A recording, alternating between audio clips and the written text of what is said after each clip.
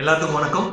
TNPSC, SSC, UPSC and railway, police இந்த மாதிரியான எக்ஸாம்ஸ்க்கு நிறைய பேர் தயாராகிட்டு இருப்பீங்க. அவங்களுக்கான ஒரு சின்ன வீடியோ தான் இது. இந்த வீடியோவில் ஷார்ட்கட்ஸோட அட்வான்டேஜ் அண்ட் டிஸ்அட்வான்டேஜ் ரெண்டை பற்றி நான் பேச போகிறேன். ஸோ ஷார்ட்கட்ஸ் மூலமாக ஜெயிச்சவங்களும் இருக்காங்க, தோத்தவங்களும் நிறையாவே இருக்காங்க. ஸோ ஷார்ட்கட்ஸ் அப்படிங்கிறது ஒரு கத்தி மாதிரி நம்ம பயன்படுத்துகிற விதத்தில் தான் இருக்குது.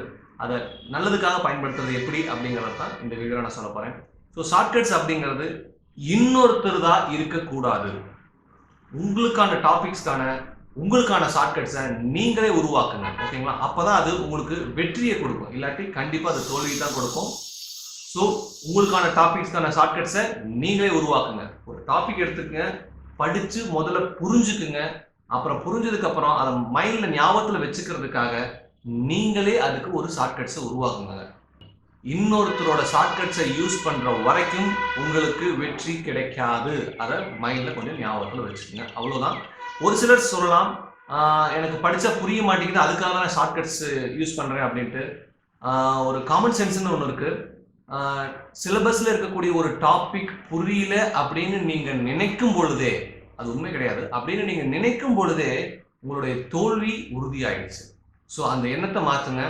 டாபிக்ஸ் உங்களுக்கு கண்டிப்பாக புரியும். ஏன்னா அதுக்கான எஜுகேஷனலி குவாலிஃபைடு தான் எல்லாருமே. ஸோ கண்டிப்பாக உங்களுக்கு புரியக்கூடிய ஒரு டாப்பிக்காக தான் இருக்கும். தயவு செஞ்சு புரிஞ்சுக்கிறதுக்கு அப்புறம் அதை ஞாபகத்தில் வச்சுக்கிறதுக்கு ஷார்ட்கட்ஸை நீங்களே உருவாக்குங்க. அப்போ தான் அது உங்களுக்கு ஹெல்ப்ஃபுல்லாக இருக்கும். இல்லாட்டி வேறு மாதிரி போயிடும்.